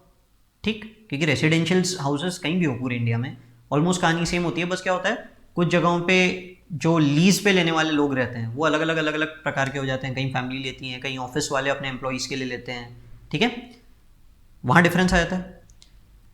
तो इनका कहना है कि ऐसे में अगर रिस्क एंड रिवॉर्ड अलग अलग हो गए तो ये हर एक ग्रुप ऑफ आइडेंटिफाइबल एसेट्स नहीं कहलाएंगे, ये सेपरेट आइडेंटिफाइबल एसेट कहलाएंगे क्योंकि हर एक का रिस्क एंड रिवॉर्ड अलग अलग है। और अगर ऐसा हो जाता है तो हम इनको कॉन्सेंट्रेशन टेस्ट, जो हम ये टेस्ट बोल रहे हो, नहीं लगा सकते।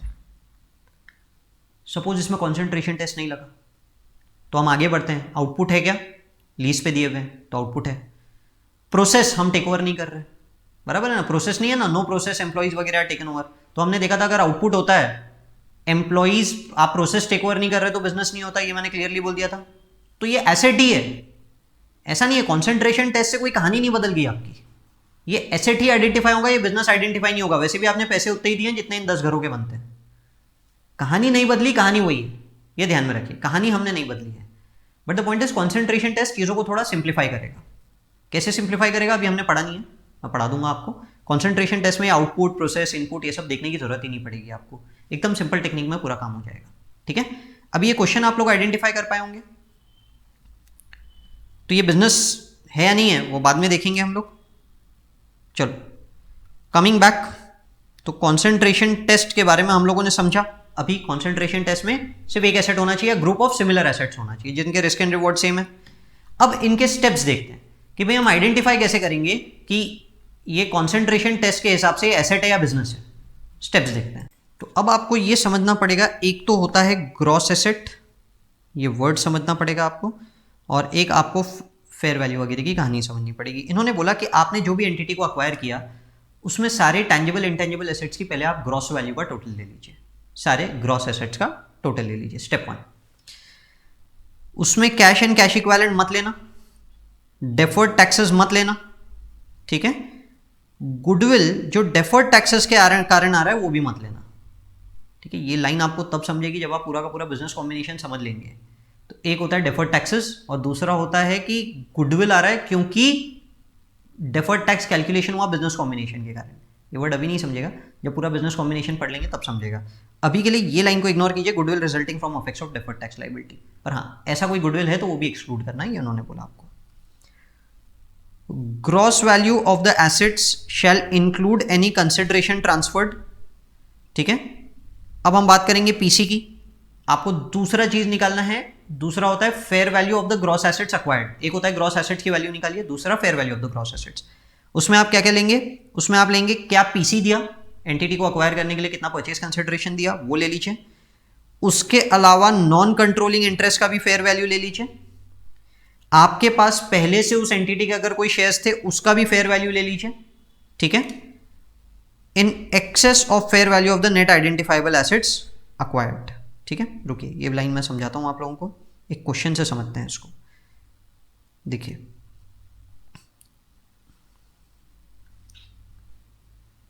पहले स्टेप्स अच्छे से देख लेते हैं।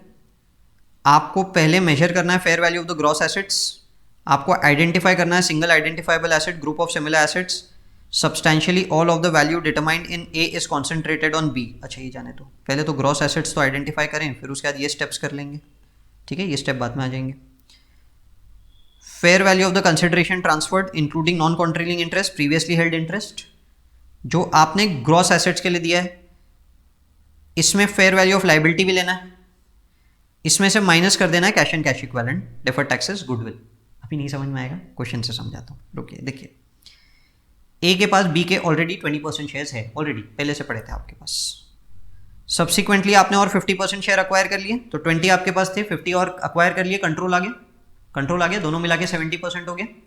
ठीक है, share of entity B by paying 300 crore, तो 50% के लिए हमने 300 करोड़ दिए। आइए मैं लिख लेता हूँ, 50% स्टेक के लिए आपने 300 करोड़ दिए। अच्छा, 20% पहले से थे आपके पास, या तो इसकी फेयर वैल्यू दी होगी जो आपके पास ऑलरेडी थे, या फिर हम फेयर वैल्यू निकाल लेंगे उसकी अलग से। ठीक है, नीचे देखिए fair value of entity B दिया है 400 करोड़। 400 करोड़ ये एक्चुअल सिंपल कहानी है, 1000 की बिल्डिंग है, कैश 200 की है, 1200, इसमें से 800 की लाइबिलिटी गई, तो 400 करोड़ रुपए की फेयर वैल्यू है।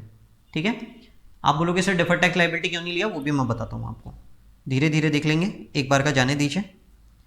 फेयर वैल्यू है 400 करोड़। ठीक है, कैसे आया, 1000 करोड़ की बिल्डिंग दी हुई है, cash and cash equivalent 200 crore दिया, फाइनेंशियल लाइबिलिटी दिया हुआ है, तो मैं बोलूँगा 1000 प्लस 200, उसमें से लाइबिलिटी दिखा दिया, हटा दिया, तो नेट एसेट्स 400 करोड़। मैं अज्यूम कर रहा हूं कि उसका 20% ही फेयर, अभी कुछ दिया नहीं है, इसीलिए जो मेरे पास ऑलरेडी 20% शेयर्स है, मेरे पास ऑलरेडी जो 20% शेयर्स है उसकी फेयर वैल्यू रहेगी उसी का 20%, 400 करोड़ नेट एसेट्स का। अगर मुझे शेयर का प्राइस पता है तो मैं उससे फेयर वैल्यू निकाल लूंगा, 20% में उससे निकाल लेता अगर मेरे को शेयर का प्राइस पता होता। अच्छा, मैंने 70% लिया, 30% नॉन कंट्रोलिंग इंटरेस्ट के पास आ गया, बेसिकली 30% किसी और के पास है, उनकी फेयर वैल्यू भी मैं इसका 30% ही ले लेता हूं कि एसेट्स का, नेट एसेट्स का फेयर वैल्यू अगर 400 करोड़ है तो एनसीआई का वैल्यू भी उसका 30% ही होगा, लेट्स से 120 करोड़, तो सब मिला के हो जा रहा है 500 करोड़। 500 करोड़, तो हमने 500 करोड़ रुपए ओवरऑल एंटिटी का वैल्यू निकाल दिया, entity as a whole 500 crore की वैल्यू होगी। इस 500 करोड़ में आपको क्या क्या मिल रहा है, आपको मिल रही है बिल्डिंग 1000 की, cash and cash equivalent 200, financial liability भी आपको मिल रही है साथ साथ में 800 की, और डेफर्ड टैक्स लाइबिलिटी आ जा रहा है 150 का। ये इसका कहना है, let's try to understand this. Building 1000 crore की है, बराबर। मुझे लगता है यार आप 500 करोड़ रुपए दे रहे हो, एक एसेट है बिल्डिंग जो अपने आप में एक सिंगल आइडेंटिफाइबल एसेट है, शायद आप ये पैसे सिर्फ इस बिल्डिंग को अक्वायर करने के लिए दे रहे हो, शायद, ये मेरा डाउट है। तो मैं कॉन्सेंट्रेशन टेस्ट लगाऊंगा, ऑप्शनल है, मैं लगाना चाहता हूं तो लगाऊंगा, नहीं लगाना चाहिए तो डिटेल्ड एनालिसिस है, डिटेल एनालिसिस लगाइए, इनपुट प्रोसेस आउटपुट वाला। ठीक, मुझे लगता है ये बिल्डिंग के लिए लिया, चलो एक बार ट्राई करते हैं, देखते हैं। मैंने 500 करोड़ दिए नेट एसेट्स के लिए, नेट एसेट्स मैंने बिल्डिंग के लिए कितने दिए होंगे, लेट्स थिंक दिस वे। ये बैलेंस शीट है, यहां पे बिल्डिंग 1000 का दिख रहा है, कैश एंड कैश इक्विवेलेंट 200 का दिख रहा है, फाइनेंशियल लाइबिलिटी 800 का दिख रहा है, और डेफर्ड टैक्स लाइबिलिटी 120 का दिख रहा है। बराबर। चलो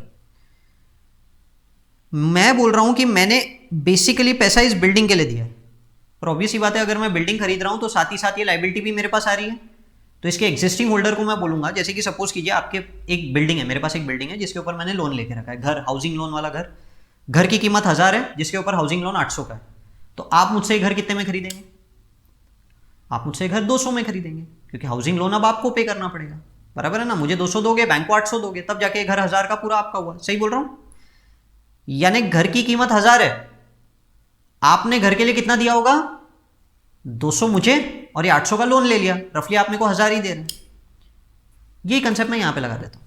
सपोज कीजिए इस घर के लिए आपने मुझे 500 दिए, सोच के देखो कि आपने मुझे इस घर के लिए 500 दिए, 500 वो और साथ ही साथ उसके ऊपर लाइबिलिटी 800 की, तो मैं तो ये बोलूंगा कि घर के लिए आपने मेरे को बेसिकली कितना पे किया है? 500 और 800 1300, क्योंकि अगर मैं ये लोन पे कर चुका होता तो you would have paid me 1300 for this house, बराबर। लॉजिक समझ, एक बार कैश को भूल जाइए ना, कैश को दिमाग में मत रखिए। अभी ये सोचिए कि आपने मेरे को 500 दिए, 800 की लाइबिलिटी ऑलरेडी है, यानी रफली अगर ये 800 की लाइबिलिटी नहीं होती तो you would have paid me 1300, correct बोल रहा हूं मैं?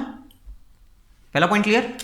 दूसरा पॉइंट, मैं जब इस बिजनेस को अक्वायर करने के लिए 500 पे कर रहा हूं, तो 200 तो इस बिजनेस के साथ में बिजनेस के बैंक अकाउंट में पड़ा हुआ पैसा भी आ रहा है, वो एग्जिस्टिंग शेयर होल्डर थोड़ी लेके चले जाएगा, वो तो कंपनी के नाम पे पड़ा है पैसा।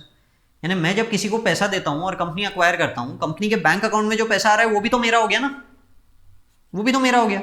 तो मैंने बिजनेस के लिए वो पैसा थोड़ी दिया, उसने बोला देख बैंक अकाउंट में इतने पैसे पड़े हैं, इतने तू मेरे को एक्स्ट्रा दे दे। बोलने का तरीका तो यही होता है ना कि बैंक में इतने पैसे पड़े हैं, इतने पैसे तू मेरे को एक्स्ट्रा दे दे। जब किसी को बिजनेस बेचोगे तो यही बोलोगे ना, या तो बैंक के पैसे अपने साथ लेके चले जाओगे आप, या उसको बोलोगे देख बैंक अकाउंट में इतने पैसे पड़े हैं तो तू मेरे को एक्स्ट्रा पे कर दे। तो विच मीन्स कि सामने वाले ने 500 में बिजनेस नहीं खरीदा है। सिर्फ समझने की कोशिश कीजिए, ये पीसी नहीं पढ़ा रहा मैं आपको, परचेज कंसिडरेशन क्या होता है ये नहीं पढ़ा रहा, एक लॉजिक समझा रहा हूँ कि सामने वाले ने आपको बोला होगा कि भाई ये जो 200 है ये एक्स्ट्रा दे दे, यानी रफली for this business you would have paid 300, रफली for this business you would have paid 300 and not 500, क्योंकि 200 का तो आपको कैश एंड कैश इक्विवेलेंट ही मिल रहा है, तो मैंने इसको 300 पे ला देना चाहिए, बराबर। तो 300 और 800 अगर मैं ले लूं तो 1100 हो गया, 300 और 800 दोनों को मिला दूं तो 1100 हो गया। लॉजिक समझ में आया? मैं ये कहूंगा कि बिल्डिंग बेसिकली 1100 में बिकी है, बिल्डिंग बेसिकली 1100 में बिकी है, ठीक। तो मेरा कॉन्सेंट्रेशन टेस्ट मुझे क्या करवा रहा है? दो वैल्यूज निकलवा रहा है। अब इन दोनों से क्या होगा हम उसको समझने की कोशिश करेंगे। Step 1, fair value of consideration transferred. Fair value of consideration transferred हमने कंसिडरेशन में दिए थे 300, including fair value of NCI 120, fair value of previously held interest 80, पूरा मिला के 800 हो गया। फेयर वैल्यू ऑफ लाइबिलिटी को ऐड करने बोल रहा है, हमने 800 ऐड किया, less cash and cash equivalent, deferred tax asset, goodwill resulting from deferred tax liability. Deferred tax liability में माइनस नहीं करवा रहा आपसे, क्योंकि वो गुडविल नहीं है, वो डेफर्ड टैक्स लाइबिलिटी है। तो यहां पे मैं कैश माइनस करवा रहा हूं 200, 500 प्लस 800 1300 माइनस 200 1100, बराबर। यहां तक समझ गया 1100 कैसे आया? अब ये क्या बोलता है वो, measure the fair value of the gross assets acquired, ठीक है, ये हमने कर लिया। Identify the single identifiable unit, building, उसकी वैल्यू 1000 है। Determine if substantially all of the value determined in A above 1100 is concentrated in value in the point B. जो B में है क्या सब्सटैंशियली वही वैल्यू दिया जा रहा है ए में? क्या ए का जो वैल्यू निकल रहा है substantially equal to B? Substantially, हाँ। 1100 और 1000, 100 का तो डिफरेंस है यार, more than 90% of 1100, more than 90% of 1100 is nothing but the value of the building. Substantial कहीं डिफाइंड नहीं है, हम इन जनरल 90% बोल रहे हैं इन जनरल, ठीक है। Then it needs to assess business definition under 103, तो sorry, then it is an asset, then it is an asset, otherwise need to be assessed under 103। हमारे केस में 1000 आउट ऑफ 1100, ये more than 90% है। 90% कहीं लिखा नहीं है, मैं इन जनरल बोल रहा हूँ। ये 80% हुआ तो आपको जजमेंट लेना है कि आपका बोलने का मतलब क्या है। मैं 90% पे जजमेंट ले रहा हूँ, तो मैं बोलूँगा नहीं यार ये बिजनेस नहीं है, आपने तो एसेट अक्वायर किया, इस क्वेश्चन में आपने पैसे बिजनेस बिल्डिंग अक्वायर करने के लिए दिए होंगे। So this is concentration test which is optional, optional, समझ गए? आइए, यहाँ पे जो आपने फेयर वैल्यू दी थी 10 बिल्डिंग्स की, उतना ही पैसा पे किया था, यानी 100% आपने जो फेयर वैल्यू दिया of the consideration is equal to the fair value of the 10 building, और 10 बिल्डिंग्स को हमने आइडेंटिफाई कर लिया as group of single identifiable asset, 100% हो गया यहाँ पे. This is not a business, this is not a business asset. चलो, assume same facts. Scenario 1, except that purchaser also purchases a multi-tenant corporate office. तो आपने 10 tenant वाले plus एक corporate office भी खरीदा है with 6 10-story building, 10-story building fully lease, ये भी लीज आउट है. Additional set of assets include land, building, lease, contracts for outsource cleaning, security, maintenance. ठीक है, चलिए. No employees, other assets, other processes, other activities are transferred. इसके अलावा और कुछ भी ट्रांसफर नहीं हुआ है. Aggregate fair value associated with the office park is similar to the aggregate fair value associated with 10 family homes. Aggregate fair value of office park is similar, यानी ये और ये दोनों का फेयर वैल्यू सिमिलर है. लिख देता हूं. लेट्स से ये 10 होम्स जो हमने देखे थे, इसका वैल्यू सबका मिला के 10 करोड़ हो रहा है, और ये कॉर्पोरेट ऑफिस जो है इसका भी वैल्यू 10 करोड़ हो रहा है. लेट्स अज्यूम दोनों का वैल्यू 10-10 करोड़ हो रहा है. यहां तक के समझ गए आप लोग? अब इनका कहना है कि इन दोनों की फेयर वैल्यू सेम है. अब हम देखते हैं क्या ये सिंगल आइडेंटिफाइबल एसेट है. होम, रेसिडेंशियल होम और कॉर्पोरेट ऑफिस के रिस्क एंड रिवॉर्ड अलग अलग होते हैं, सेम नहीं हो सकते. आई थिंक वो वहां लिखा भी है उन्होंने. Process perform through contracts, outsource cleaning वगैरह, ये जाने दीजिए. अभी लास्ट लाइन हमने अभी पढ़ के मतलब नहीं है. सीधी बात है, दोनों के रिस्क एंड रिवॉर्ड अलग है, तो they are not group of identifiable asset, they are 2 different identifiable assets. मैंने क्या कहा, कॉन्सेंट्रेशन टेस्ट तभी लग सकता है जब सिर्फ एक एसेट अक्वायर हो रहा है बिजनेस में जो सिग्निफिकेंट वैल्यू का है, यानी एक सिग्निफिकेंट वैल्यू का आइडेंटिफाइबल एसेट है, सिंगल आइडेंटिफाइबल एसेट या ग्रुप ऑफ आइडेंटिफाइबल एसेट्स, तो कॉन्सेंट्रेशन टेस्ट लगेगा. यहां दोनों अलग अलग है और दोनों की वैल्यू सिमिलर है, यानी दोनों इक्वल है, 50-50% है, कॉन्सेंट्रेशन टेस्ट नहीं लग सकता. तो आप आ जाते हैं इनपुट आउटपुट प्रोसेस पे. लीज्ड आउट है, आउटपुट है, आउटपुट है. प्रोसेस होगा लीजिंग का पूरा, और इनपुट तो बिल्डिंग वगैरह सब है ही. अब हमें से प्रोसेस से मतलब है. Process perform through contracts for outsourced cleaning and security are ancillary. Minor process है, क्रिटिकल प्रोसेस नहीं है. क्रिटिकल प्रोसेस वाला पार्ट सेटिस्फाई नहीं हुआ.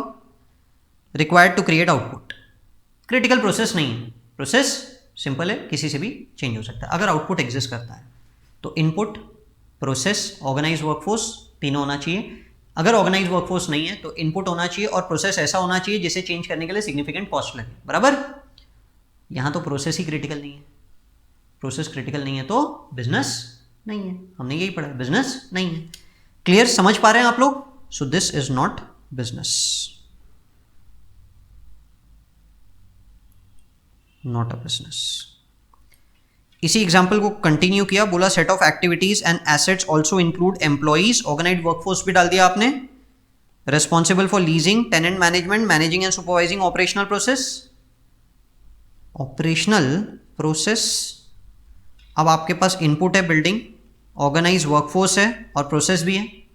ये प्रोसेस एंसिलियरी प्रोसेस नहीं लिखा इन्होंने. मैं मान लेता हूं कि क्रिटिकल है.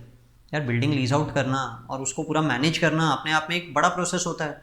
कल जाके कोई बंदा लेता है इस पूरे को, तो उसको मैनेजमेंट तो नहीं करना है, कम से कम पूरा का पूरा प्री डिफाइंड है. लोग आएंगे खुद किराए पे चढ़ाते रहेंगे बिल्डिंग को, खत्म कहानी. तो आपके लिए तो कहानी बहुत ईजी हो गई. सो इन दिस केस मैं इसे बोल सकता हूं कि ये बिजनेस है, अज्यूमिंग कि ऑपरेशनल प्रोसेस अपने आप में क्रिटिकल है. ठीक है, इज अ बिजनेस. ठीक. एग्जाम्पल 5 हमने पढ़ा था कि एक लीगल एंटिटी खरीदी गई थी, रिसर्च वगैरह था उसके अंदर में. Project 1, historical know how, formula, designs वगैरह सब कुछ दिए हुए थे उसमें. एक कॉन्ट्रैक्ट भी था उसके अंदर में. ठीक है. Fair value associated with this contract nil है. तो यानी सामने वाले ने जो पैसे दिए हैं पूरे के पूरे इस प्रोसेस के लिए दिए हैं, प्रोजेक्ट 1 के लिए. प्रोजेक्ट 1 के अंदर में रिसर्च वगैरह जो भी है वो तो अपने आप में एक सिंगल आइडेंटिफाइबल एसेट हो गया. बराबर. ये कॉन्सेंट्रेशन टेस्ट की कंडीशन को सेटिस्फाई करता है. सिंगल आइडेंटिफाइबल एसेट है, प्रोजेक्ट 1 सिंगल आइडेंटिफाइबल एसेट है क्योंकि वो सिंगल आइडेंटिफाइबल एसेट है. और जो fair value of contract is निल, यानी जो पैसे दिए गए हैं वो पूरे इसी के लिए दिए गए. तो ये बिजनेस नहीं होना चाहिए. अज्यूम कर रहा हूँ जो पैसे दिए गए हैं पूरे रिसर्च के लिए दिए हैं, तो रिसर्च की fair value will be equal to the fair value of the consideration paid for the business. In fact वो दिया भी होगा. तो जाने दो। एग्जाम्पल 6 में क्या हुआ था, इसके अंदर एक और प्रोजेक्ट ऐड कर दिया था, तो 2 प्रोजेक्ट्स हो गए थे, प्रोजेक्ट 1 प्रोजेक्ट 2, ठीक है, और दोनों की फेयर वैल्यू सेम है, यानी कि 2 आइडेंटिफाइबल एसेट्स है, दोनों की रिस्क एंड रिवॉर्ड अलग अलग है। वो डायबिटीज था, ये अल्जाइमर है, दोनों के रिस्क एंड रिवॉर्ड अलग अलग है। समझ गए आप लोग? No employees process activity are transferred in this particular case. तो यहां पे मैं बोलूंगा कि इसे बिजनेस कंसिडर किया जाएगा। नहीं सॉरी, ये कॉन्सेंट्रेशन टेस्ट को सेटिस्फाई नहीं करता है। अब कॉन्सेंट्रेशन टेस्ट को सेटिस्फाई नहीं करता है तो फिर बाकी की कंडीशंस देखनी पड़ेगी। इनपुट आउटपुट प्रोसेस वो अपन ने कर लिया इसके लिए, ठीक है। एग्जाम्पल 7 आप लोग समझ गए थे, 8 समझ गए थे, 9 पूरा हमने पढ़ लिया था, 10 हमने पढ़ लिया था, 11 भी हो गया था, 12 entity purchases a loan portfolio. Loan portfolio bank की बात हो रही है। फैक्टरिंग में होता है ना, आप किसी से लोन पोर्टफोलियो खरीद लेते हो सिक्योरिटाइजेशन व्हीकल के जैसे। रेसिडेंशियल मॉर्टगेज लोन है, terms size risk rating not significantly different, similar terms है, रिस्क एंड रिवॉर्ड सेम है। Group of identifiable assets, her loan अपने आप में एक आइडेंटिफाइबल एसेट और ये group of similar identifiable assets हो गए। आपने कोई एम्प्लॉई प्रोसेस वगैरह नहीं लिया, ये कॉन्सेंट्रेशन टेस्ट को सेटिस्फाई करता है, और आपने जो पैसे दिए होंगे सीधी बात है लोन पोर्टफोलियो का जितना फेयर वैल्यू होगा उतना ही दिया होगा। कॉन्सेंट्रेशन टेस्ट के अंदर में ये बिजनेस नहीं है, ठीक। आई होप आप समझे। आप सिंगल आइडेंटिफाइबल एसेट या group of single identifiable asset identify करना सीखिए, बाकी कहानी सेम है। सेम फैक्ट्स है scenario 1, portfolio consist of commercial loans, अलग अलग साइज के हैं, नन ऑफ द लोन और ग्रुप टर्म्स रेटिंग सब अलग अलग है। इसका मतलब ये कॉन्सेंट्रेशन टेस्ट को सेटिस्फाई नहीं करता क्योंकि रिस्क अलग अलग है। पर इसमें भी एम्प्लॉइज नहीं है, प्रोसेस नहीं है, तो जब हम डिटेल एनालिसिस में जाएंगे तो हम बोलेंगे ये बिजनेस नहीं है, नॉट अ बिजनेस, ठीक।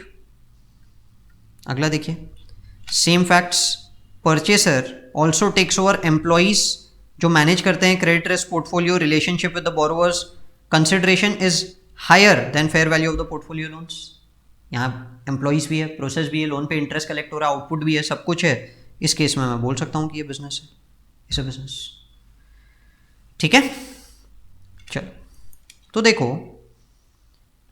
बेसिकली जब आप कोई बिजनेस को अक्वायर करते हैं तो हम उसमें सबसे पहले देखते हैं कि क्या एक सिंगल आइडेंटिफाइबल एसेट है उसके अंदर में जो सिग्निफिकेंट है अपने आप में। यस,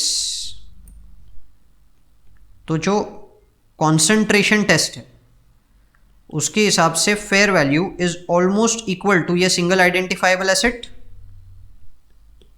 अगर हाँ तो ये एसेट है, ठीक है। अगर ये सिंगल आइडेंटिफाइबल एसेट नहीं है पर ये group of similar identifiable assets है, ग्रुप, अगर हाँ तो कॉन्सेंट्रेशन टेस्ट फिर लग जाएगा and fair value is equivalent to ये ग्रुप का वैल्यू। यस, तो ये एसेट है, ठीक है। चलो,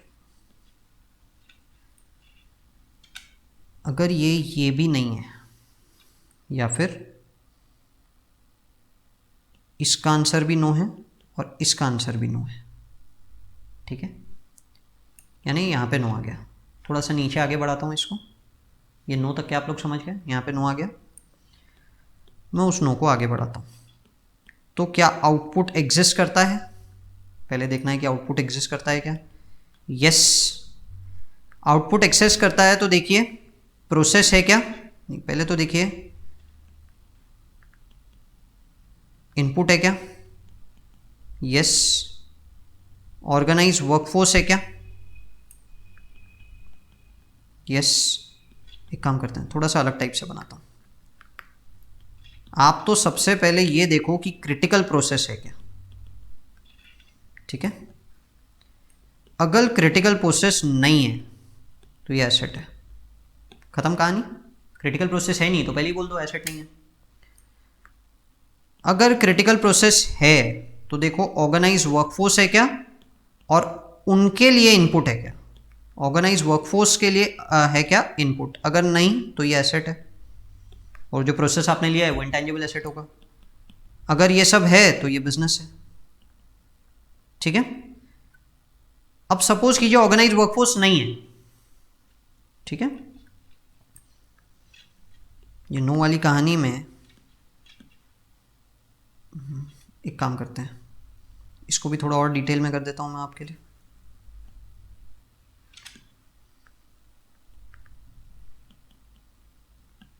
एम्प्लॉइज ऑर्गेनाइज वर्कफोर्स है क्या? ऑर्गेनाइज वर्कफोर्स है क्या? हाँ तो इनपुट है क्या? हाँ तो बिजनेस है। ठीक, अगर ऑर्गेनाइज वर्कफोर्स नहीं है, ठीक है, तो ये जो क्रिटिकल प्रोसेस है, जैसा कि हम लोगों ने यहां पे देखा था, ये कि क्रिटिकल प्रोसेस अगर नहीं है तो process acquired is unique, scarce and cannot be replaced without any additional cost. ठीक है, तो प्रोसेस क्रिटिकल प्रोसेस है जिसे सिग्निफिकेंट कॉस्ट लग जाएगा, डिले लगेगा, एफर्ट लगेंगे टू रिप्लेस।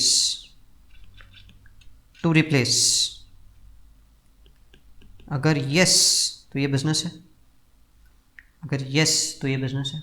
समझ गए? अगर नो तो ये एसेट है। समझ गए?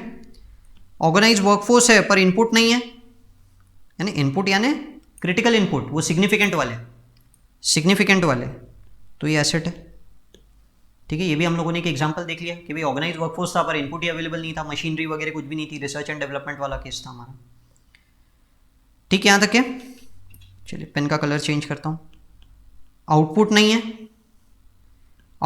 है तो मैंने आपको क्या बोला, सब कुछ होना चाहिए, critical for the development process के अलावा इनपुट भी होना चाहिए, ऑर्गेनाइज वर्कफोर्स भी होना चाहिए। Input plus process plus organise workforce तीनों होना चाहिए। अगर हाँ तो बिजनेस है, और अगर नहीं है तो एसेट है। ठीक, यही पूरा का पूरा इंस्टीट्यूट की डायग्राम में भी दिया हुआ है। वापस बता देता हूं, इनपुट है, प्रोसेस है, आउटपुट है क्या? अगर आउटपुट है, देखो इनपुट एंड प्रोसेस नहीं है तो गो टू ए, यानी कि एसेट है। तो ये तो मैंने आप लोगों को यहीं पे बता दिया, देखो इनपुट नहीं है तो एसेट है, ऑर्गेनाइज प्रोसेस नहीं है तो एसेट है। ये दोनों हमारे पहले वाले हो गए, बराबर। फिर दूसरा, ऑर्गेनाइज वर्कफोर्स है क्या? तीनों है तो बिजनेस है, खत्म कहानी। ऑर्गेनाइज वर्कफोर्स है, बिजनेस है। ऑर्गेनाइज वर्कफोर्स नहीं है तो देखिए आपका प्रोसेस क्रिटिकल है क्या? चेंज करने के लिए सिग्निफिकेंट कॉस्ट लगेगा क्या? एफर्ट्स लगेंगे क्या? डिले होगा क्या? अगर हाँ तो बिजनेस है, ना तो एसेट है। यही हमने भी यहां पे पढ़ा, देखिए क्रिटिकल प्रोसेस है क्या? हाँ। ऑर्गेनाइज वर्कफोर्स नहीं है पर प्रोसेस क्रिटिकल है, हाँ तो बिजनेस है, नहीं तो एसेट है। ठीक, अगर आउटपुट नहीं है तो प्रोसेस क्रिटिकल होना चाहिए and input and organise workforce दोनों भी होना चाहिए। ठीक है, तो अगर आउटपुट नहीं है, नो वाला रेड पेन, इनपुट है, प्रोसेस है, ऑर्गेनाइज वर्कफोर्स है तो बिजनेस है, नहीं तो एसेट है। यही पढ़ा हम लोगों ने पूरा का पूरा, देख लीजिए यही पूरी की पूरी कहानी हम लोग पढ़ रहे हैं। आई होप यहाँ तक पूरा का पूरा क्लियर होगा, समझ गया होगा आप लोगों को। तो इंस्टीट्यूट का डायग्राम, अपना डायग्राम सेम चल रहा है, पर अपने डायग्राम अपन क्या है साथ साथ में बोल के पढ़ रहे हैं, तो इससे क्या हो गया, क्लैरिटी आ गई आपको। ठीक है, बनाना है तो बना लीजिएगा, हैंड राइटिंग बहुत गंदी है, वीडियो वापस से रिपीट करना पड़ेगा, बट मोस्टली यही चीज़ इंस्टीट्यूट के डायग्राम से मैं आपको समझाने की कोशिश कर रहा था, और कुछ नहीं। I hope this is clear, this is what the amendment is in business combinations. चलिए